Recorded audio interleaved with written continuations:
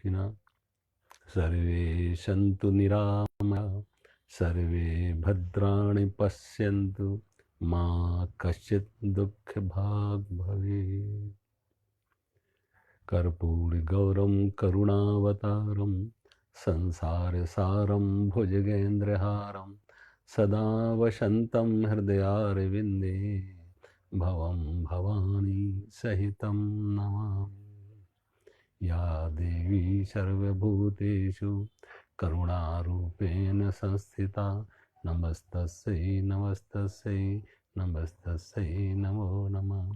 या देवी सर्वभूतेषु प्रेमरूपेण संस्थिता नमस्तस्यै नमस्तस्यै नमस्तस्यै नमो नमः। ओम।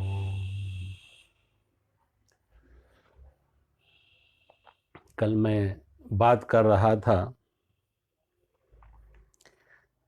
कि हनुमान जी सीता की खोज करके जब वापस पहुँचे तो भगवान राम को सारा समाचार सुनाया कि सीता किस प्रकार लंका में अशोक वाटिका में है, सीता कैसे राम के विरह में दुखी है।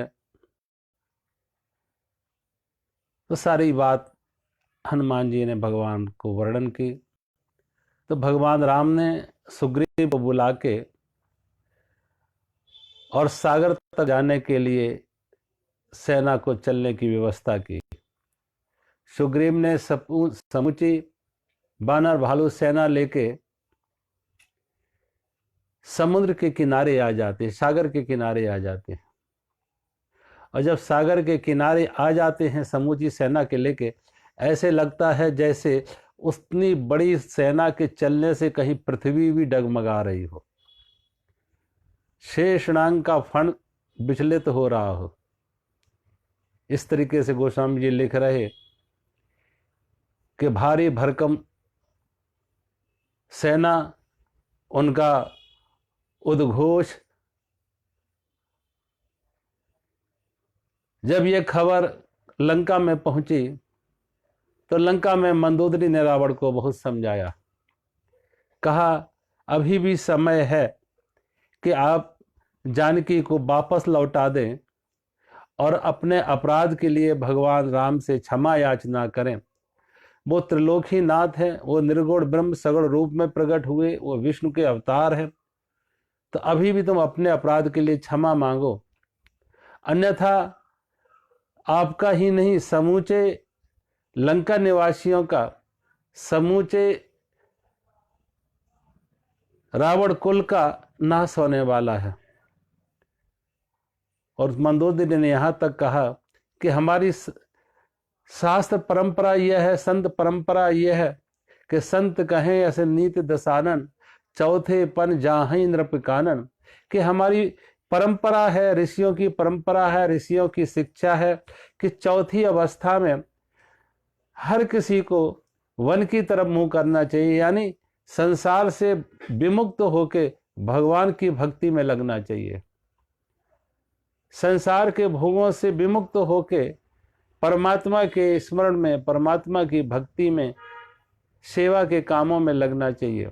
और इस अवस्था में तुम सीता का हरण कर रहे हो, ये तुम पंडित हो, 4 शास्त्र 4 वेद 6 शास्त्र पढ़े हैं, और फिर भी तुम्हारे स्वभाव में, तुम्हारे संस्कारों में, तुम्हारे व्यवहार में ऐसी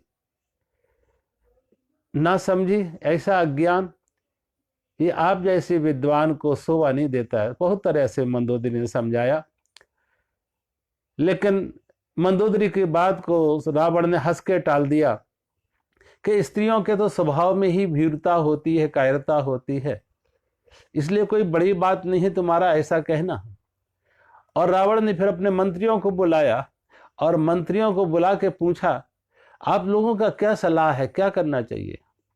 तो मंत्रियों ने कहा, देखो ये बानर और भालू तो पहली बात तो समुद्र के उस पार है, 100 योजन का सागर पार कैसे करेंगे, कोई संभावना नहीं लगती कि ये 100 योजन का सागर बानर भालू पार कर पाएंगे। और अगर किसी तरह के से पार कर भी ले तो बानर भालू तो हम राक्षसों की, हम असुरों का खुराक है, हम उसने चूड़ा चमेना की चढ़े खा पी जाएंगे। इसलिए उनसे कोई भय का कारण नहीं।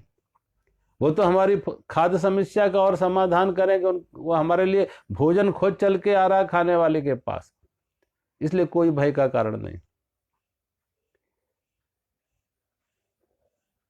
विभीषण ने पूछा, विभीषण खड़े होते और विभीषण ने पूछा इस मंत्रियों को कि जब एक ही बानर हनुमान आया था, वो भी बानर ही था जिसने अशोक वाटिका उजाड़ दी, अक्षय कुमार का वध कर दिया, लंका में आग लगा दी, उस दिन तुम किसी को भी भूख न लगी कि उसे खा जाते।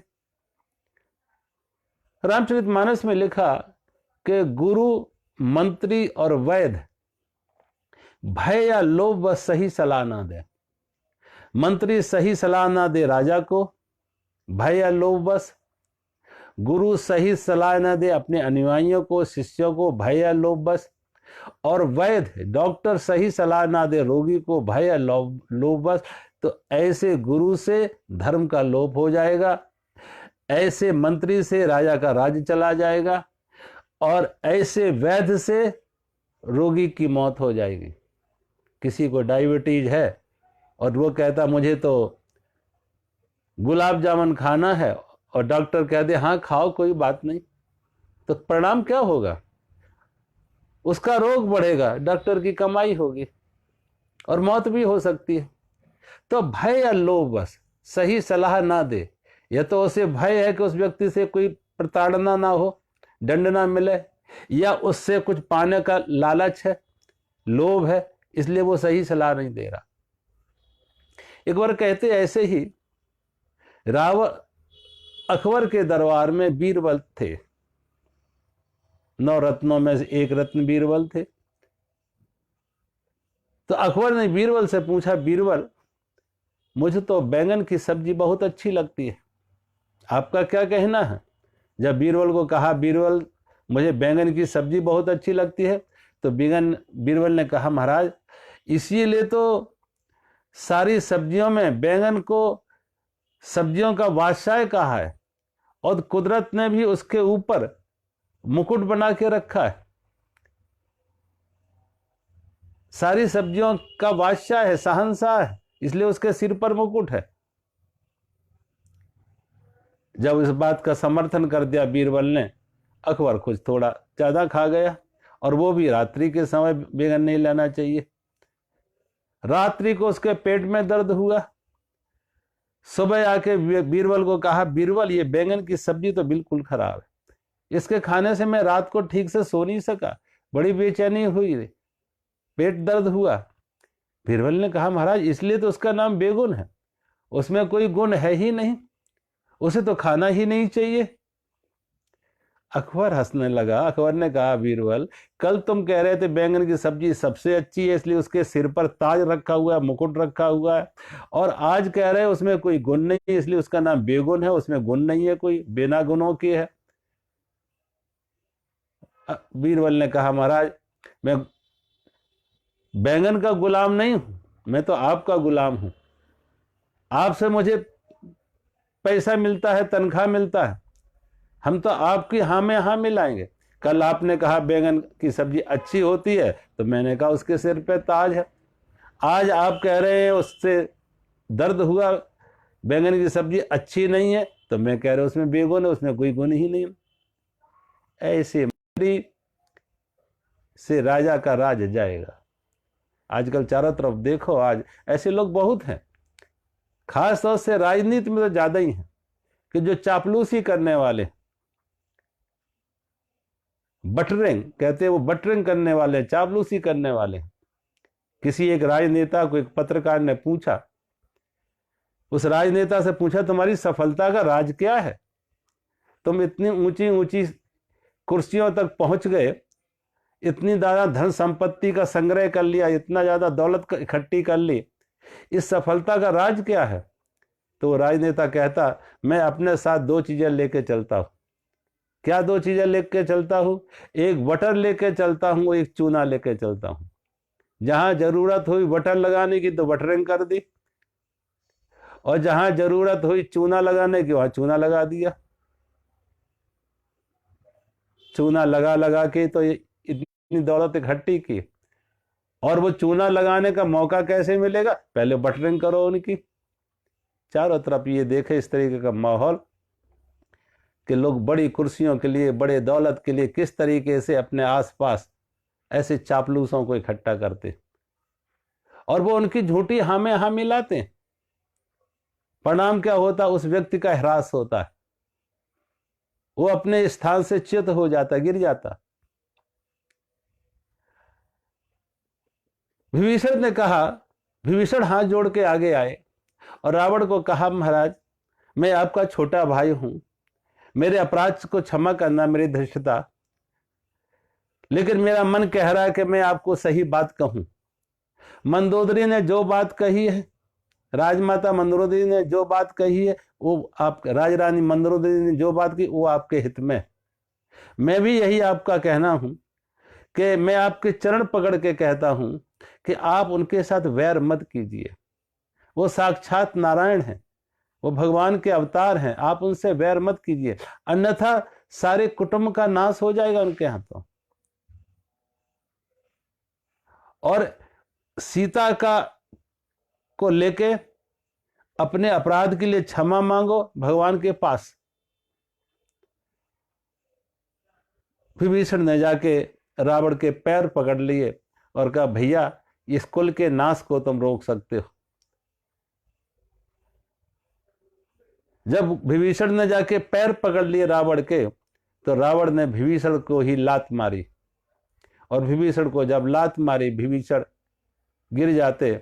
विभीषण ने कहा, भैया आपने भले ही लात मारी, लेकिन मैं फिर भी आपको सलाह देते, इसमें आपका हित नहीं।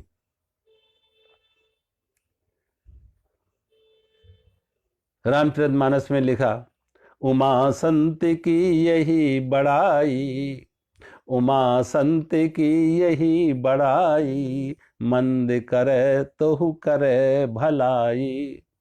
विभीषण को यद्यपि लात मारी, मंद संत की यही पहचान है, यही संत की कसौटी है कि मंद करे तो करे भलाई। उसके साथ कोई मंद भी करे, बुराई भी करे, तब भी संत उसका बदला भलाई में देगा। मंद करे तो करे भलाई। रावण ने लात मारी विभीषण को, लेकिन विभीषण फिर भी भाई को कह रहे, भैया आपने भले लात मारी, आप मेरे बड़े हैं, पिता तुल्य हैं, लेकिन फिर भी मैं आपके हित के लिए आपको कह रहा हूं। संतों का आचरण सदा शुभेच्छा ऐसी होना चाहिए कि दूसरों का उपकार हो, दूसरे का भलाई हो। वो व्यक्ति अज्ञानता वश है, मूर्ता वश है, उसे समझ नहीं है वो कर क्या रहा है। उसका अहंकार उसके ऊपर एक नशे की तरह है, उसे मूर्छित किए हुए। एक बार कहते हैं, कोई नदी के किनारे एक साधु नदी में स्नान कर रहा था। उसने देखा एक बिच्छू कहीं से पानी में बहता हुआ आ रहा और अपने प्राणों के लिए छटपटा रहा है। साधु के मन में दया आ गई। साधु ने अपने हाथ से उस बिच्छू को ऐसा उठाया कि इसे हम उठा के किनारे कर दूं, जल से बाहर कर दूं। जैसे ही उसने उठा के अपने हाथ में रखा, बिच्छू ने उसको डंक मारा। हाथ में दर्द हुआ, फिर गिर गया, वो पानी में फिर छटपटाने लगा। साधु ने फिर उसे उठाया, वो फिर डंक मारा। अब साधु बार बार उठा रहा है और बिच्छू डंक मार रहा है। किनारे पर खड़े लोगों ने कहा, रे साधु, इस दुष्ट को मर जाने दो, आप क्यों बचा रहे हो? आप बचा रहे हैं और ये आपको डंक मार रहा है। साधु ने कहा, भगवान के दरबार में, परमात्मा के दरबार में स्पर्धा है, होड़ लगी हुई है कि ये दुष्ट है, अपनी दुष्टता नहीं छोड़ेगा, दुर्जन अपनी दुर्जनता नहीं छोड़ेगा। अगर मैं सज्जन हूं तो मैं अपनी सज्जनता क्यों छोड़ दूं? ये अपनी दुष्टता नहीं छोड़ेगा, हम अपनी साधुता कैसे छोड़ दूं? अन्यथा साधु हारेगा और दुष्ट जीतेगा, दुर्जन हारेगा जीतेगा और सज्जन हारेगा। ये अगर अपनी दुष्टता नहीं छोड़ता, साधु ने कहा, तो मैं अपनी सज्जनता कैसे छोड़ दूं? ये मारना नहीं छोड़ेगा तो हम बचाना कैसे छोड़ दूं। और साधु उसी किनारे लगाता, बाहर निकाल देता।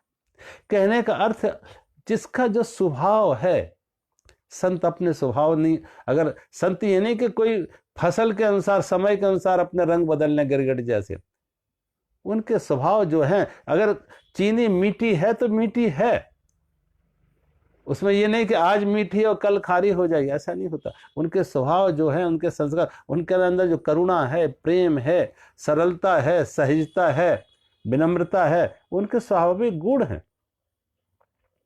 तो विभीषण तो संत है और विभीषण ने अपनी बात कही, लेकिन रावण ने उसे स्वीकार नहीं कही। और रामचरितमानस में एक बड़ी और बात कही। एक बार गोस्वामी तुलसीदास से किसी ने पूछा कि इतनी बड़ी रामायण में, समूची रामायण में, कोई एक दोहा, चौपाई, सोटा ऐसी है जिसमें समूची रामायण का सार निहित हो, जिसमें समूची रामायण का सार निहित हो, ऐसा कोई दोहा, चौपाई, सोटा?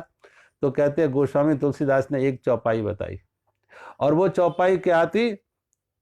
इस चौपाई में, ये चौपाई समूचे धर्मशास्त्रों का सार है। क्या चौपाई है?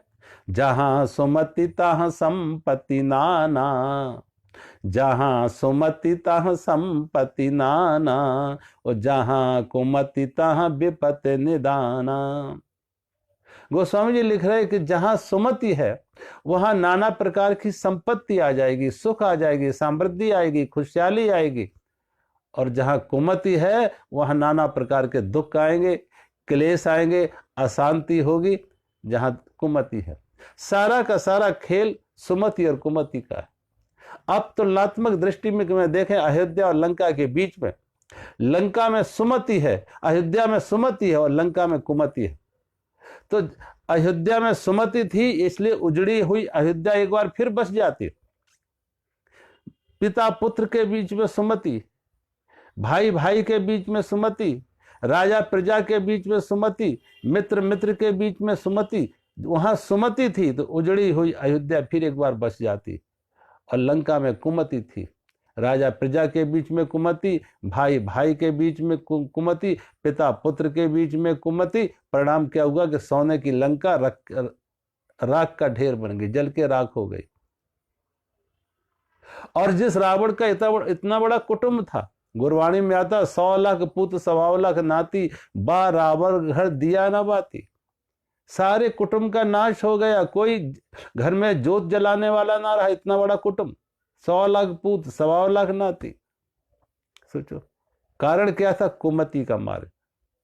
तो शास्त्र कहते मत कुमंत पथ कुपंथ पथ धरो खगेशा, कुपंथ पर रास्ता ना रखो। जीवन आप देखें, जहां जहां जो शास्त्र है, आप महाभारत में देखें, महाभारत में भी क्या था? कुमति और सुमति। 5 पांडवों में सुमति थी और 100 कौरवों में कुमति थी। तो परिणाम क्या हुआ कि पांडव अंत में विजयी होते हैं और कौरवों का नाश हो जाता। सारे धर्म ग्रंथ बार बार अपने अनुभव से हम यही बता रहे कि सुमति और कुमति है। जहां सुमति है, जिस घर में, जिस परिवार में, जिस राष्ट्र में, जिस समाज में, वो समाज, वो राष्ट्र, वो परिवार सदा समृद्धशाली होते हैं, खुशहाल होते हैं, सुखी होते हैं। और जिस परिवार में, समाज, राष्ट्र में कुमति हो, वो आज नहीं तो कल विघटित होंगे, दुखी होंगे, अशांत होंगे, कलह होगी, झगड़े होंगे। तो यहां पे विभीषण ने बहुत समझाने की चेष्टा की रावण को, लेकिन कुमति उसके अंदर ऐसी बैठ गई कि वो सुनने को तैयार नहीं, उल्टी लात मारी और कहा मेरे राज से निकल जाओ। जब कहा मेरे राज से निकल जाओ तो मंत्री मालवंत ने बहुत समझाया। मंत्री मालवंत ने भी बहुत यही बात समझाई, राजन जो कुछ विभीषण कह रहे हैं उसमें ही आपका हित है, अन्यथा आप ऐसे बीज बोने जा रहे हैं कि जो समूची लंका के नाश का कारण बनेगा। रावण ने उस माल्यवान को भी कहा यहां से निकल जाओ, तुम दोनों रहते हो लंका में, खाते हो लंका का और गुणगान करते हो तपस्वियों का। तपस्वियों का गुणगान करते हो। ऐसे करके उन दोनों को निकाल दिया। जब दोनों को निकाल दिया, अपने राज से निकल जाओ, तो विभीषण और माल्यवान सागर के उस पार जहां भगवान राम की सेना थी वहां पहुंच जाते। जब भगवान की राम की सेना में पहुंचे तो दूतों से खबर मिली भगवान राम को। दूतों ने खबर की सुग्रीव को, सुग्रीव ने खबर की भगवान राम को कि रावण का छोटा भाई विभीषण मिलने के लिए आपसे आया। तो भगवान राम ने सुग्रीव से ही पूछा, सुग्रीव अगर विभीषण मेरे पास आ रहा है तो आपके कथनानुसार हमको क्या करना चाहिए? तो सुग्रीव ने कहा, महाराज दुश्मन का भाई भी दुश्मन ही जैसा हो सकता है, और ये निशाचर है, ना मालूम कब किस कैसे रूप बदल ले। जानी न जाए निशाचर माया, कौन रूप किस कारण आया। इन निशाचरों को कह नहीं सकते हैं कि कौन आया और किस कारण से आया, कोई भेद लेने के लिए आया हो। इसलिए मैं तो आपको यही कहेंगे कि अगर विभीषण आ रहा है रावण का भाई तो इसे बंदी बना के रखो, इसे बंदी बना के रखो। भगवान राम सुग्रीव की बात पर मुस्कुराए और कहा, सुग्रीव मेरा स्वभाव ये नहीं है। एक व्यक्ति ने कितना ही बुराई की हो, कितनी ही दुज हत्या की हो, कितनी ही ब्राह्मणों की विप्रों की दुज हत्या की हो, लेकिन अगर शरण में आ जाता है तो हम उसे क्षमा कर देते हैं। और मेरा तो ये स्वभाव है कि सन्मुख हो ये जीव मोहे जवही, सन्मुख हो ये जीव मोहे जवही, और जन्म कोट अघनासे तवही। एक जन्म के नहीं, करोड़ों करोड़ों जन्मों के इसके पाप दूर हो जाते हैं, जीव के पाप दूर हो जाते हैं जब वो भगवान के सन्मुख आ जाता। मैंने कह रहा था एक दिन कि पाप की कोई सत्ता नहीं है, पाप है नाम का भाव। जब ही नाम हृदय धरो, जब ही नाम हृदय धरो, भयो पाप को नाश, मानो चिनगी आग की पड़ी पुरानी घास। पाप की कोई सत्ता नहीं है, पाप है नाम का भाव, भजन का भाव। तो किसी ने कितने ही पाप किए हों, लेकिन जब जागे तभी सवेरा। जब उसने दिया जला लिया अंधेरा गया। और जो मेरे सामने आ जाता है, जहां साक्षात सूर्यवंश के सूर्य भगवान प्रकट हों, उनके सामने पापों का अंधेरा ठहरेगा कैसे? किसी के मन में कोई भी बुराई हो, लेकिन भगवान के सामने आके उसके मन में बुराई नहीं हो सकती। यहां तो साक्षात भगवान है। एक बार कहते कुंभकर्ण ने, रावण ने कुंभकर्ण से एक बात कही कि मैं सीता को हरण करके ले आया, लेकिन जब सीता को हरण करके ले आया अपने महल की शोभा बनाने के लिए, अपनी पत्नी के रूप में रखने के लिए, लेकिन सीता तो मेरी ओर देखती ही नहीं है। तो कुंभकर्ण ने कहा, फिर तुम ऐसा करो कि तुम सीता के सामने राम का ही रूप बना के जाओ, क्योंकि तुम तो निशाचर हो, तुम तो कोई भी रूप बना सकते हो, तो सीता के सामने राम का ही रूप बना के जाओ। रावण ने कहा, मैंने ये भी करके देखा। जब मैंने राम का रूप बनाया तो सीता के प्रति मेरे मन का भाव ही बदल गया। सीता मुझे मां रूप में दिखने लगी, मेरा भाव ही बदल गया। मेरे अंदर कोई वासना ना रही, मेरे अंदर कोई पाप कर्म करने का कोई भाव नहीं रहा, विचार नहीं रहा। मेरा तो विचार ही बदल गए, भाव ही बदल जाते जब मैंने राम का रूप लिया। कहने का अर्थ है, जब भगवान का रूप भी ले ले वो भगवान, उनके मन से बुराई मिट जाती है। या तो साक्षात त्रिलोकीनाथ बैठे हुए, और उनके सामने जो आएगा उसके मन भी शुद्ध हो जाएगा, उसके मन में पाप बुराई नहीं रहेगा। भगवान राम ने के सामने जब विभीषण को लाए तो भगवान राम ने विभीषण को लंकेश कह के संबोधित किया, लंका के राजा। सुग्रीव को लगा शायद भगवान ठीक से पहचान ना सके, लंका का राजा नहीं है तो लंका के राजा का छोटा भाई है। रावण का, लंका का राजा तो रावण है और ये रावण का छोटा भाई है। इतना ही नहीं, लंकेश कहा हनुमान जी को भगवान ये बात बहुत अच्छी लगी कि भगवान ने किस प्रकार विभीषण का सम्मान किया। और हनुमान को कहा भगवान राम ने कि हनुमान जाओ सागर से जल लेके आओ और विभीषण का हम राज तिलक करेंगे, अयोध्या का लंका का राज तिलक करेंगे, लंका का राजा बनाएंगे। हनुमान जी जल लेके आते हैं, सारे विधि विधान से विभीषण को लंका का राजा बना के राज तिलक कर दिया।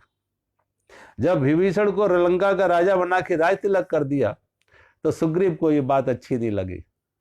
सुग्रीव ने कहा महाराज आप राजा हैं और मैं आपका मंत्री हूं, लेकिन राजा का भी धर्म है मंत्री की मंत्रणा लेना, मंत्री से भी सलाह लेना। आप कभी कभी ऐसे निर्णय लेते हैं जो विचार पूर्वक नहीं लेते, मुझे ऐसा लगता है। भगवान ने पूछा कैसे भी सुग्रीव, कौन सा निर्णय बिना विचार के हुआ? सुग्रीव ने कहा देखो अभी लंका का राजा तो रावण है और लंका के रावण का वध हुआ नहीं है, लंका पर हमने विजय की नहीं है और लंका का राजा आपने विभीषण को बना दिया। अगर कल कहीं रावण की बुद्धि फिर जाती, रावण की बुद्धि सुधर जाती, रावण भी अपने अपराध के लिए क्षमा मांगने आपके पास आ जाता तो लंका का राजा तो आपने विभीषण को बना दिया, फिर रावण को कहां का राजा बनाएंगे? भगवान राम ने बड़ी अच्छी बात कही कि देखो सुग्रीव मैं बिना विचारे कुछ नहीं करता। अब विभीषण मेरी शरण में आया तो मैंने लंका का राजा बना दिया, अगर कल लंकेश रावण भी मेरी शरण में आता, अपने अपराध के लिए क्षमा मांगता तो मैं रावण को अयोध्या का राजा बना देंगे। अयोध्या मेरे पर हमारा अधिकार, हम अयोध्या का राजा रावण को बना देंगे। भगवान की उदारता देखो कि भगवान के लिए सब कुछ, अपने मित्र के लिए जो न मित्र दुख होए दुखारी तिन्हि विलोकत पातक भारी। कहते जो मित्र के दुख में दुखी ना हो ऐसे व्यक्ति को देखने से पाप न लग जाते हैं। और लेत देत मन संक न करही, लेत देत मन संक न करही, बले अनुमान सदा हित करही। जो न मित्र दुख होए दुखारी तिन्हि विलोकत पातक भारी। जो मित्र के दुख में दुखी ना हो ऐसे व्यक्ति को देखने से पाप लग जाते। और मित्र पर दुख आए तो ऐसा लगे, उदारता है कि मेरा सब कुछ जाए तो जाए लेकिन मेरे मित्र का दुख दूर हो। भगवान की ऐसी उदारता देख के सुग्रीव भगवान के चरणों में नतमस्तक हो जाते। विभीषण को भगवान ने राजा बना दिया लंका का और साथ में अपना मंत्री भी बनाया कि अब राम के को मंत्रणा देने के लिए राम को मंत्री के तौर पर विभीषण को भगवान ने रखा। अब यहां प्रश्न यह खड़ा हुआ कि हम समुद्र के किनारे तो आ गए हैं लेकिन समुद्र पार कैसे करें? तो विचार करने लगे भगवान। तो अब चूंकि विभीषण मंत्री हैं तो भगवान ने विभीषण से पूछा विभीषण अब आप बताओ आपकी क्या सलाह है कि मैं सागर कैसे पार कैसे करूं? तो विभीषण ने कहा महाराज पहली बात तो ये सागर आपका कुटुंब से बना है, क्योंकि राजा सगर जो आपके पूर्वज थे उन्हीं के नाम से सागर पड़ा है। ये नाम आपके ही कुल से आए हैं, क्योंकि राजा सगर के तपस्या से ही उनके पुत्र अंशुमान, दिलीप, भगीरथ और उनके कारण से गंगा आई और गंगा से यह समुद्र बना। तो आपके कुल से हैं और कुल गुरु हैं। और दूसरी बात साम दाम दंड भेद 4 नीतियां हैं। एकदम किसी के लिए डंडा नहीं उठाया जाता, पहले उसे समझाओ, समझाने से समझ जाए। साम दाम थोड़ा लालच देने से समझ जाए, भेद से समझ जाए। और जब वो 3 में से कुछ काम ना आए तो अंत में दंड आता है। तो आप ऐसा करो कि पहले प्रार्थना करके देखो कि शायद आपकी प्रार्थना से समुद्र देवता पिघल जाए, रीझ जाए और आपको कोई मार्ग दे दे। भगवान राम ने विभीषण की बात मानी और विभीषण की बात मान के कुश घास का आसन लगा के 3 दिन तक समुद्र के किनारे बैठे रहते हैं। जब 3 दिन तक समुद्र के किनारे बैठे रहते हैं, प्रार्थना करते रहते हैं, लेकिन समुद्र ने कोई प्रत्युत्तर नहीं दिया। समुद्र सामने ही नहीं आया। समुद्र देवता ने भगवान की प्रार्थना ही नहीं सुनी अनसुनी की। तो लक्ष्मण जी ने कहा, भैया ये काम तो आलसियों के काम है। कायर मन कर एक अधारा, कायर मन कर एक अधारा, और त्राहे त्राहे आलसी पुकारा। जो आलसी लोग हैं, कायर हैं, वो बात बात में भगवान करेगा भगवान करेगा भगवान, वो कुछ करना नहीं चाहते, वो कुछ पुरुषार्थ नहीं दिखाना चाहते, कुछ कर्म नहीं करना चाहते हैं, आलसी हैं। इसलिए बात बात में भगवान करेगा, प्रार्थना कर लो प्रार्थना कर लो। अब सब कुछ प्रार्थना से ही हो जाएगा। रोटी ना खाओ तो प्रार्थना से पेट भर जाएगा। रोटी कमाने की व्यवस्था ना करो तो प्रार्थना से ही तुम्हारी रोटी की कमाई हो जाएगी। अब बहुत से समाज में परिवार की जो पारिवारिक जिम्मेदारियां हैं, सामाजिक जिम्मेदारियां हैं, राष्ट्र निर्माण की बात है, ये व्यक्ति को करने पड़ती हैं। उसके लिए श्रम करना पड़ेगा, पुरुषार्थ करना पड़ेगा, अपना पराक्रम दिखाना पड़ेगा। और जो भगवान ने दिया है, ये शक्ति उसकी दी है, विचार उसके दिए, विवेक उसके, तो कुछ करना है। ये नहीं कि सब कुछ में भगवान करेगा, ये तो आलसियों का काम है। ये तो बात ठीक नहीं है। तो जब ये बात पहले भी लक्ष्मण जी ने भगवान राम को कही, लेकिन भगवान राम ने विभीषण की बात मान के 3 दिन तक समुद्र के किनारे बैठे रहे। और जब 3 दिन में जब ना सुनी प्रार्थना सागर के देवता ने, तो भगवान ने अपने धनुष उठाया।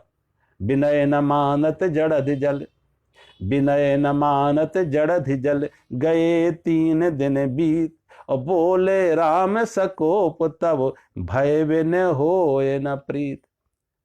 भगवान क्रोध में खड़े होते हैं, हाथ में धनुष बाण दिया कि 3 दिन हो गए मुझे प्रार्थना करते, लेकिन ये जलधि, विनय न मानत जड़धि जल, गए 3 दिन भी, 3 दिन तक ये समुद्र मेरी बात नहीं सुना, ऐसी जड़ता इसमें।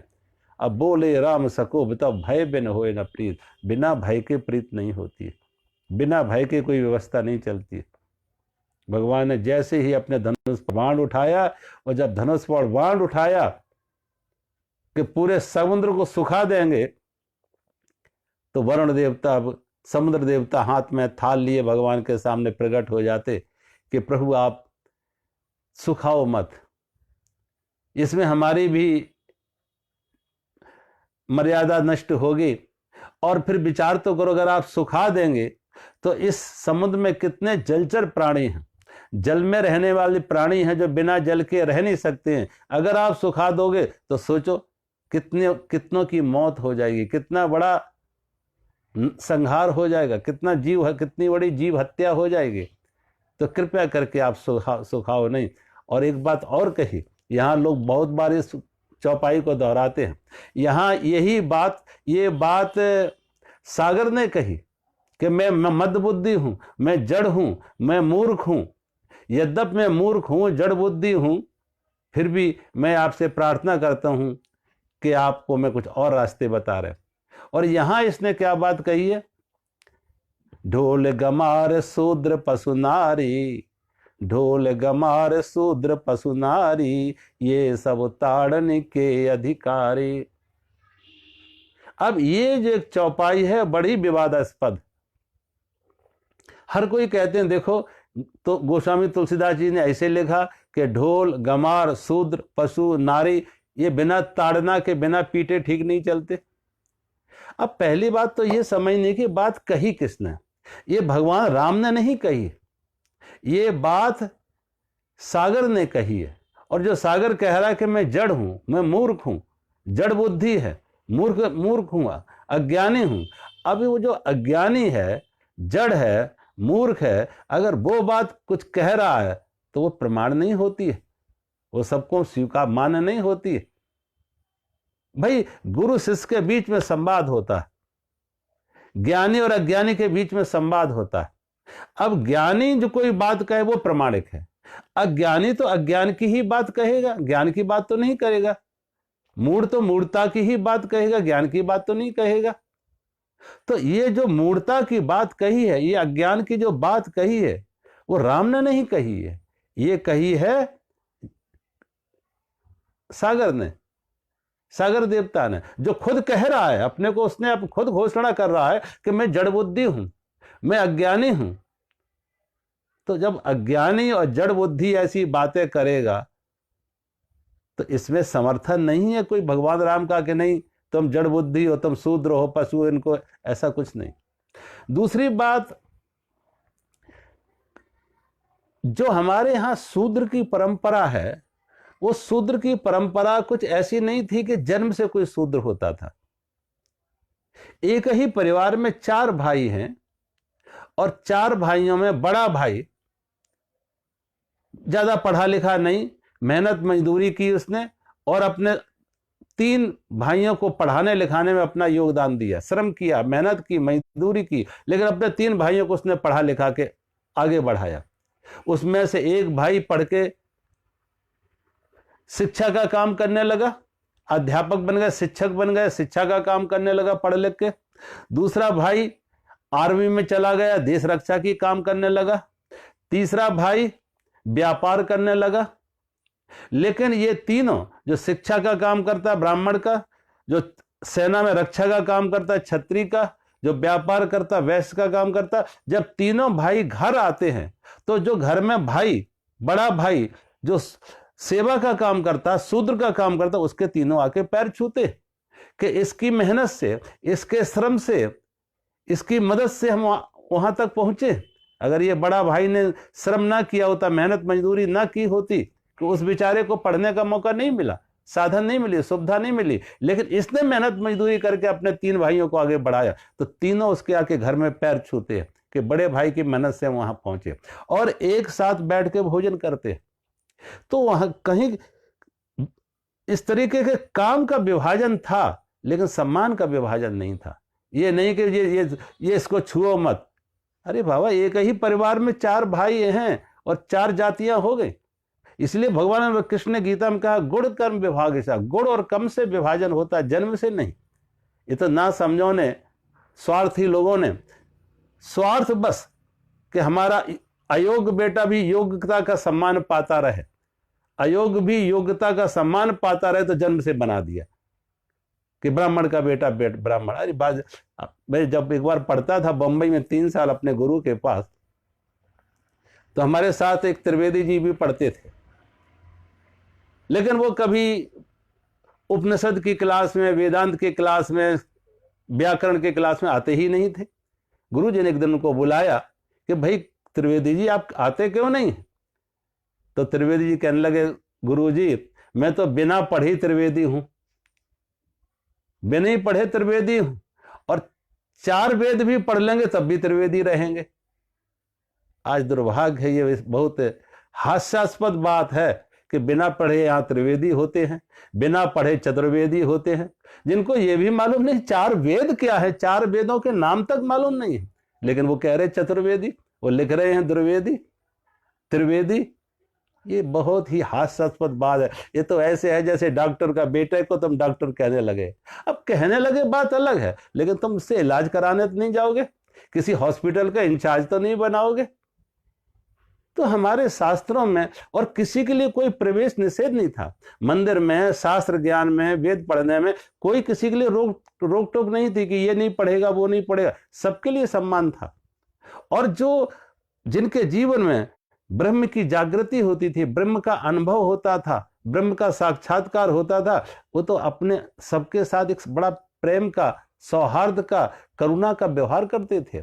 विद्या विनय संपन्ने ब्राह्मणे गवि हस्तनी सुनि चैवे सुपाके चा पंडिता समदर्शना। पंडित कौन है? जो समदर्शी है, जो सभी में एक ब्रह्म को व्याप्त देख रहा, एक परमात्मा को व्याप्त देख रहा, उसके अंदर कोई छोटा बड़ा नहीं, छुआछेत नहीं। ये तो ना समझो ने, अज्ञानता व स्वार्थी लोगों ने अपने स्वार्थ में अपने ढंग से अर्थ निकाल लिए और लोगों को बताने लगे और समाज में विघटन खड़ा कर दिया, ऊंच नीच खड़ी कर दी, छुआछेत खड़ी कर दी। परिणाम क्या निकल रहा है कि पूरा समाज विखंडित हो रहा है, टूट गया, जिसके दुष्परिणाम इस देश में देखो क्या क्या नहीं हुआ।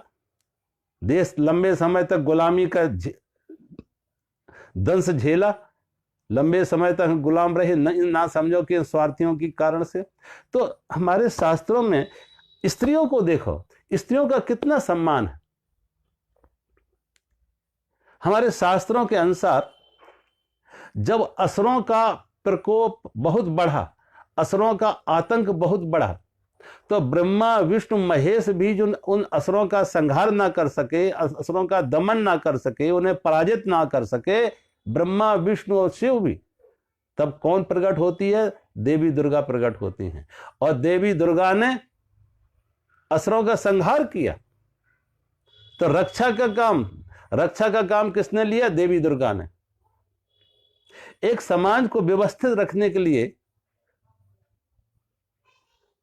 सफल बनाने के लिए, संपन्न बनाने के लिए, विकासशील बनाने के लिए कुछ जरूरतें होती हैं। सुरक्षा की व्यवस्था अच्छी हो, शिक्षा की व्यवस्था अच्छी हो और समृद्धि हो। अब ये तीन महत्वपूर्ण जो पद हैं, आप देखें, डिफेंस, फाइनेंस और एजुकेशन, तीनों देवियों के पास है। डिफेंस का काम, रक्षा का काम देवी दुर्गा संभाल रही।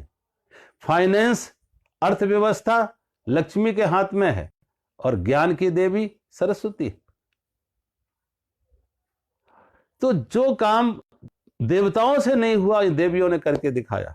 आज भी आप देखिए हमारी बहन बेटियां किस क्षेत्र में पीछे हैं। पिछले दिनों तो हमारी एक रक्षा मंत्री ही बहन थी, निर्मला सीतारमण, तीनों सेनाओं की रक्षा मंत्री थी। आज रक्षा के क्षेत्र में आप देखो, एयरफोर्स में देख लो, नेवी में देख लो, आर्मी में देख लो, पायलट है, हमारी बहन बेटियां हैं। तो किसी भी क्षेत्र में हमारे यहाँ ये नहीं था कि स्त्रियां दंड के अधिकारी हैं, स्त्रियां पीटने चले। ये तो ना समझी लोगों ने, मूर्खों ने ऐसी बातें गढ़ी। स्त्रियां भी उतनी ही सम्मान की पात्र हैं जितने पुरुष वर्ग हैं। और कहीं कहीं आप देखें, आज आप समाज में देखें, जब बच्चों के स्कूल के कॉलेजों के रिजल्ट निकलते हैं तो प्राय छात्राएं आगे निकलती हैं छात्रों से, लड़कियां आगे निकलती हैं लड़कों से। हर क्षेत्र में लड़कियां लड़कों से हर क्षेत्र में आगे हैं। शिक्षा का क्षेत्र हो, समाज में व्यवस्था का क्षेत्र हो, राजनीति का क्षेत्र हो, विज्ञान का क्षेत्र हो, कोई भी क्षेत्र में आप देखो हमारी बेटियां आगे निकल रही। हाँ, एक क्षेत्र में सिर्फ पुरुष आगे निकलेगा, लड़के आगे हैं। किसमें? अपराध के क्षेत्र में, जेल भरने में, जेल जाने में, अपराध करने में लड़के आगे। तो हमारे शास्त्रों के अनुसार हमारी बहन बेटियों को सब तरह के समान अधिकार थे, और कहीं ये नहीं था कि स्त्री ताड़ना के अधिकारी है, शूद्र ताड़ना के अधिकारी है। ये तो ना समझो ने स्वार्थ बस इस तरीके से गलत गलत बातें लोगों के बीच में डाल दी, और जिसके उस परिणाम क्या निकला कि लोगों को इस तरीके की कथाओं से भी अश्रद्धा हो गई। रामायण से अश्रद्धा हो गई, तुलसीदास से अश्रद्धा हो गई कि ये कुछ लिखा है। ये उनका अर्थ का अनर्थ किया ऐसे गलत लोगों ने। तो समुद्र देवता प्रकट होते हैं, और समुद्र देवता ने प्रकट होके भगवान राम से क्षमा याचना की। तो भगवान राम ने कहा, देखो मेरा सुखाने का कोई उद्देश्य नहीं कि मैं सागर को सुखाऊं, लेकिन मुझे तो सेना पार उतारनी है। कोई उपाय बताओ कैसे सेना पार की जाए कि हम उस पार लंका में प्रवेश कर सके। तो समुद्र देवता ने कहा कि आपकी सेना में दो बानर हैं जिनके नाम है नल और नील। नल नील के पास वो अपने जब छोटी अवस्था में थे, किशोर अवस्था में थे, तो वो क्या करते थे कि संतों के पूजा की सामग्री, कोई शालिग्राम, कोई ऐसी चीजें नदियों में फेंक देते थे। तो संतों ने उन्हें श्राप दे दिया कि अब ये कोई भी चीज जो सागर में पानी में डालेंगे वो डूबेगी नहीं। संतों ने श्राप दिया था कि जो भी चीजें पानी में डालेंगे वो डूबेगी नहीं। तो कहा ये नल नील के हाथों से स्पर्श करके ये अगर बड़ी बड़ी शिलाएं भी पानी में छोड़ेंगे तो वो डूबेंगे नहीं। जब ये बात बताई गई तो नल नील के हाथों भगवान ने हनुमान जी, जामवंत, अंगद, सुग्रीव बड़ी बड़ी शिलाएं उठा उठा के ला रहे हैं और नल और नील उस पर राम राम लिख के और सागर में तैरा रहे। वो तैरते जाते, पुल बनने लगा। एक दिन कहते कि भगवान राम के मन में ये विचार आया कि नल और नील मेरा नाम लिख रहे हैं राम राम, और मेरे नाम लिखने से शिला तैर रही। तो भगवान ने विचार किया मैं ये करके देखूं कि मेरे नाम में अगर इतनी शक्ति है तो मुझ में क्या कोई कम शक्ति है, तो मैं अपने हाथ से ही शिलाएं तैरा दे। तो उन्होंने कहा ये बात मैं कहूं उससे पहले प्रयोग करके देख लो। भगवान राम घूमते फिरते सागर के किनारे दूर चले जाते और इतनी दूर चले जाते कि अब उन्हें कोई देख नहीं पाएगा, और एक पत्थर का टुकड़ा उठा के भगवान ने सागर में फेंका, वो डूब गया। दूसरा पत्थर का टुकड़ा उठाया, वो फेंका, वो भी डूब गया। तीसरा पत्थर का टुकड़ा उठाया, फेंका, वो भी डूब गया। पीछे मुड़ के देखा तो हनुमान खड़े थे। अब हनुमान तो भगवान राम के साथ छाया की तरह जुड़े हुए थे। जैसे व्यक्ति के शरीर से छाया दूर नहीं होती, ऐसे हनुमान कभी भगवान से दूर नहीं होते थे। उनकी सुरक्षा के लिए, उनकी सेवा के लिए छाया की तरह जुड़े थे। भगवान ने पीछे मुड़ के देखा हनुमान को तो भगवान थोड़े संकोच में पड़ जाते कि अब हनुमान जाके सबको कहेगा कि भगवान के द्वारा फेंके गए पत्थर डूब गए, लेकिन इनके नाम की शक्ति से पत्थर तैर गए। तो हनुमान जी ने भगवान के संकोच को समझा, और जब भगवान के संकोच को समझ के हनुमान जी ने कहा महाराज इसमें आपकी महिमा कुछ कम नहीं होती। ये तो सारी दुनिया जानती है कि राम जैसे त्याग दें उसे तो डूबना ही है। तैरते तो वही है, पार तो वही होते हैं जिसे राम अपना लें, और राम ही जिसे फेंक दें, राम ही जिसे त्याग दें उसे तो इस संसार सागर में डूबना ही है। तो इसमें तो आपकी महिमा ही बड़ी है। शास्त्र कहते हैं राम से बड़ा राम का नाम। कहते हैं भगवान राम ने अपने समय में, जब वो सशरीर थे, अपने समय में इतने लोगों का उद्धार नहीं किया जितना उनके नाम ने उद्धार किया।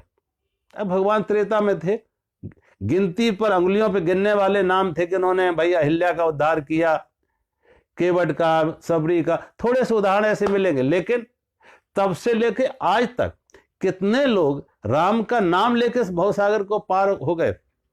जासु नाम सुमरत इकवारा, जासु नाम सुमरत इकवारा, उतरे नर भव सिंधु अपारा। उस परमात्मा को, उस राम का नाम लेने से कितने पार हो गए। राम से, इसीलिए कहते राम से बड़ा राम का नाम। आज उनका शरीर भले ना हो, लेकिन उनके नाम की वो शक्ति है कि भवसागर पार होने के लिए, संसार के दुखों से मुक्त होने के लिए। यहां नल और नील उन पत्थरों को राम राम लिखते हैं, स्पर्श करके तैरा देते हैं और सागर पर सेतु बनने लगता है। जब सागर पर पूरा सेतु बन गया तो भगवान जाने लगते हैं, तो जलचर प्राणी सब निकल आते हैं कि भगवान के दर्शन के लिए। इसलिए भगवान बीच में खड़े हो जाते हैं और सभी जलचर प्राणी भगवान के दर्शन करते हैं। भगवान अपनी सेना के साथ लंका में पहुंचे, और जब लंका में पहुंचे, लंका में प्रवेश किए,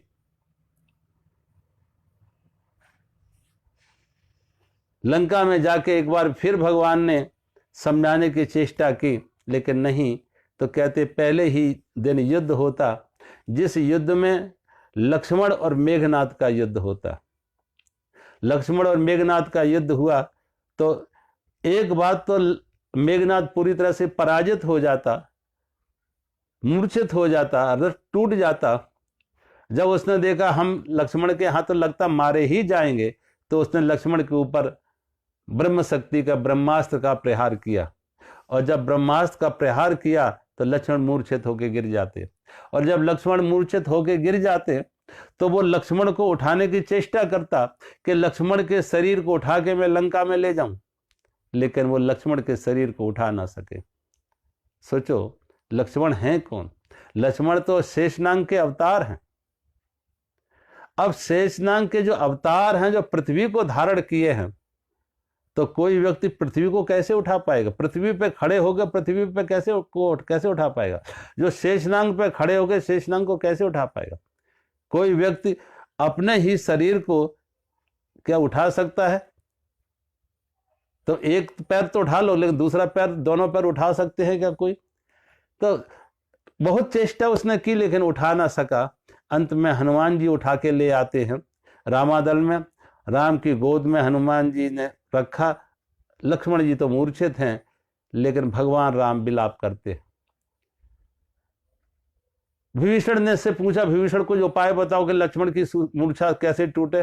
तो लक्ष्मण जी ने, विभीषण ने बताया कि महाराज इस लंका नगरी में सुखैन नाम का एक वैद्य है, जो बहुत योग्य वैद्य है।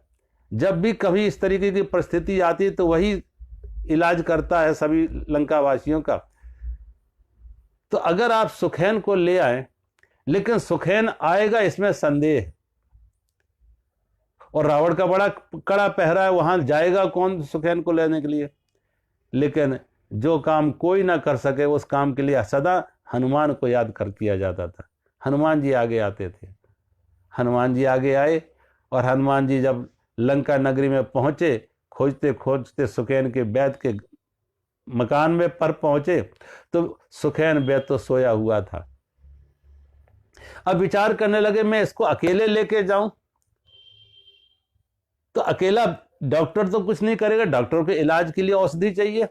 तो कल कहीं ये ना कहने लगे कि मैं अकेला तो आ गया, लेकिन मेरी दवाई तो घर पर रह गई। तो हनुमान जी ने मकान सहित, भवन सहित उसको उठा लिया। वो सोया रहा, भवन सहित हनुमान जी ने उठा लिया, रामादल में ले आए।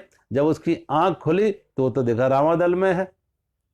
विभीषण को वहां देखा तो सुखैन ने कहा कि अब इनको जो शक्ति लगी उसका एक ही इलाज है कि संजीवनी बूटी। और वो संजीवनी बूटी लेके उसका सुबह होते होते, प्रभात बेला में सुबह होते होते अगर ये बूटी आ जाती है तो लक्ष्मण बच जाएंगे, और सुबह होने के बाद, सूर्य निकलने के बाद लक्ष्मण जी की मौत हो जाएगी, औषधि अगर ना आ सकी। फिर वही काम ये कौन करेगा? ऐसा पराक्रम का काम हनुमान ही कर सकते। रामचरितमानस देखो, हनुमान को दिखाएगा, ये तो 11वें रुद्र हैं, भगवान शिव के अवतार, 11वें रुद्र। हनुमान जी जाते हैं संजीवनी बूटी लेने के लिए, और जब संजीवनी बूटी लेने के लिए हनुमान जी जाते हिमालय में, तो कालनेम नाम के एक राक्षस ने उन्हें रोक लिया, और हनुमान जी को बातों में, किसी तरह से हनुमान जी को बातों में बहला के इनका समय हम नष्ट कर दूं और सुबह हो जाए, ये पहुंच ना सके। हनुमान जी जल पीने जाते हैं तो उन्हें वहां पे संदेश मिला कि ये कालनेम तो राक्षस है। हनुमान जी ने उस कालनेम राक्षस का वध किया। वो भी साधु का भेष बना के बैठा था। दुर्भाग्य ये देखो कि कितने लोग, साधु का सम्मान है समाज में, तो कितने लोग, ये नकली लोग भी साधु का भेष बना लेते। आज तो कईयों को हमने देखा, वो घर पे एक कपड़े पहनते, लेकिन जब बाहर निकलते तो लाल पीले कपड़े डाल लेते। यहां तो हमने ऋषिकेश में खास तौर से हमने देखा, बहुत से लोग ऐसे हैं जो झोपड़ियों में रहते हैं, लेकिन एक कपड़ा रखते हैं लाल, और काली कमली में जाके भंडारा जाने खाने के लिए, रोटी लेने के लिए।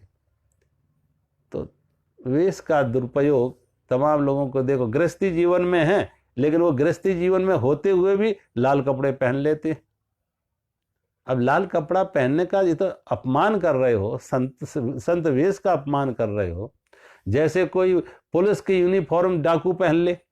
अब पुलिस की यूनिफॉर्म का डाकू पहन ले तो उसने यूनिफॉर्म का दुरुपयोग किया, और यूनिफॉर्म का दुरुपयोग किया, लोग पुलिस वाला समझेंगे और वो है डाकू।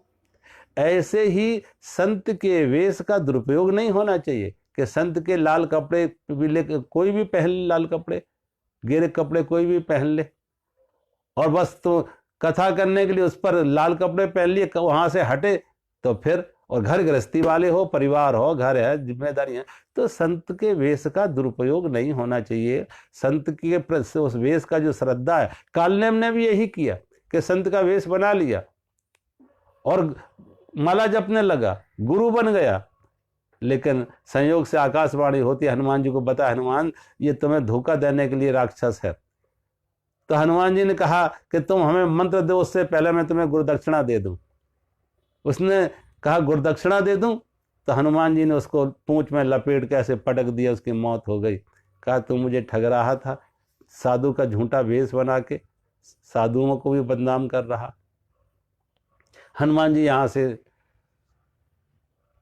हिमालय में पहुंचे और देखा, उसका उन्होंने बताया था, उसकी पहचान बताई थी कि रात्रि को भी वो चमकती है, जैसे कोई दिया जैसी रोशनी होती है, उसमें प्रकाश होता है। अब जब हनुमान जी वहां पहुंचे, उन्होंने देखा चारों तरफ सभी पेड़ों पौधों पर रोशनी जल रही है। तो हनुमान जी को लगा कि ना मालूम हम कोई लेके जाएं और सुखैन वेद कह दे कि नहीं ये संजीव नहीं है, दूसरी संजीवनी है, आप गलत बूटी ले आए हो। तो हनुमान जी ने समूचा पहाड़ ही उखाड़ लिया, और समूचा पहाड़ उखाड़ के हनुमान जी जब जा रहे थे आकाश के मार्ग से, जब अयोध्या के ऊपर से निकले तो भरत जी नंदीग्राम में अयोध्या की सुरक्षा के लिए थे, तपस्या कर रहे थे अयोध्या की सुरक्षा के लिए। भरत जी ने देखा कि ये कोई राक्षस लगता है, पहाड़ लेके जा रहा, कहीं अयोध्या में ना गिरा दे। तो भरत जी ने बाण मार के हनुमान जी को नीचे उतार लिया, और जब बाण मार के हनुमान जी को नीचे उतार लिया तो हनुमान जी राम राम कहते हुए नीचे आ रहे। भरत को लगा ये तो मुझसे बड़ी भूल हो गई, ये तो कोई राम भक्त है। भरत जी दौड़कर जाते हैं, हनुमान को आलिंगन करते हैं, गले लगाते हैं, और जब गले लगाते हैं तो भगवान राम का सारा समाचार भरत जी ने पूछा। जब सारा समाचार पूछा तो भगवान हनुमान जी ने बताया कैसे राम रावण के युद्ध में मेघनाथ के द्वारा लक्ष्मण को शक्ति लगी है, लक्ष्मण मूर्छित अवस्था में पड़े हैं भगवान की गोद में, और सुबह होते होते अगर ये बूटी लेके हम ना पहुंचे तो लक्ष्मण सदा के लिए सो जाएंगे, उनकी मौत हो जाएगी। जब ये सुना तो भरत जी रो पड़े। भरत जी ने माताओं को बुलाया, तीनों माता महारानी कौशल्या, केकई, सुमित्रा, तीनों माताएं आ गई। सभी, उर्मिला आ गई लक्ष्मण की पत्नी, श्रुतकीत आ गई शत्रुघ्न की पत्नी, मांडवी आ गई भरत की पत्नी, गुरु वशिष्ठ आ गए, मंत्री सुमंत आ गए, सब आ गए। और जब सब जिसने सुना लक्ष्मण को शक्ति की बात, तो सबके आंखों में आंसू, सब रो पड़े। वहां दो व्यक्ति ऐसे थे जिनके आंख में आंसू नहीं। पहले व्यक्ति थी उर्मिला और दूसरी थी सुमित्रा, जो लक्ष्मण की मां थी। हनुमान जी ने माता सुमित्रा से पूछा, मां जहां तक मुझे अनुभव है कि मुझे भी अपनी मां का मुझे बहुत लाड प्यार मिला। हर मां को अपने पुत्र के प्रति बहुत स्नेह होता है, बहुत ममत्व होता है, लेकिन लक्ष्मण को शक्ति की बात सुन के भी आपकी आंखों में आंसू नहीं है, सब रो रहे हैं, आपकी आंखों में आंसू नहीं। सुमित्रा ने कहा, हनुमान जी जो संसार में पैदा हुआ मौत सबकी होनी, लेकिन हनुमान लक्ष्मण की मौत भी होगी तो किस लिए होगी? राम काज करते हुए, राम की सेवा में, धर्म के लिए। जो धर्म के लिए अपने प्राण देके वो मर के भी अमर हो जाते हैं। जो धर्म के लिए, परहित के लिए, परोपकार के लिए, लोक कल्याण के लिए, सेवा के लिए जो अपने प्राण दे देते वो मर के भी अमर हो जाते हैं। परहित लाग तजय जो देही, परहित लाग तजय जो देही, और संतत संत प्रशंसय तेही। जो परहित के लिए प्राण भी देते वो मर के अमर हो जाते हैं, शहीद हो जाते हैं। और शहीदों की मजारों पर लगेंगे हल वर्ष मेरे, वतन पर मिटने वालों का यही अंतिम निशा होगा। जो देश और समाज के लिए, राष्ट्र के लिए सेवा में अपने प्राण भी दे देते वो मर के अमर हो जाते, उनके इतिहास बन जाते। इसलिए लक्ष्मण के प्राण भी जाएंगे तो मुझे दुख नहीं है। अभी भी मेरा एक और बेटा है शत्रुघ्न, उसको हम राम की सेवा में भेजेंगे। उसके बाद हनुमान जी ने उर्मिला से पूछा, और जब उर्मिला से पूछा कि उर्मिला तुम्हारे तो पति हैं, तुम्हारा तो माथे का सिंदूर दांव पर लगा हुआ है, तुम्हारा तो माथे का सिंदूर पुछ जाएगा अगर लक्ष्मण की मौत होती है, तुम सुहागन से विधवा हो जाओगे, तुम्हारी आंखों में आंसू क्यों नहीं है? उर्मिला ने बहुत अच्छी बात कही, हनुमान जी मुझे इस बात पर विश्वास ही नहीं है कि लक्ष्मण को शक्ति लगी। लक्ष्मण को शक्ति लगी ही नहीं है। कहा हनुमान जी मैं चश्मदीद गवाह हूं, मैं लक्ष्मण को उठा के ले आया और लक्ष्मण राम की गोद में पड़े हुए हैं। कहा नहीं हनुमान जी मैं उनकी पत्नी हूं, और एक पत्नी जो पति को जितने निकट से जानती है दूसरा नहीं जान सकता। मैं उनकी अर्धांगिनी हूं, उनकी पत्नी हूं, मैंने लक्ष्मण को बहुत निकट से जाना पहचाना पर है। लक्ष्मण के रोम रोम में राम समाये हुए, लक्ष्मण के रोम रोम में राम समाये हुए। तो यह शक्ति लक्ष्मण को नहीं लगी, राम को लगी। अन्यथा हनुमान जी आप बताओ, जैसे चोट लगे वो क्या करता, जैसे चोट न लगे वो क्या करता?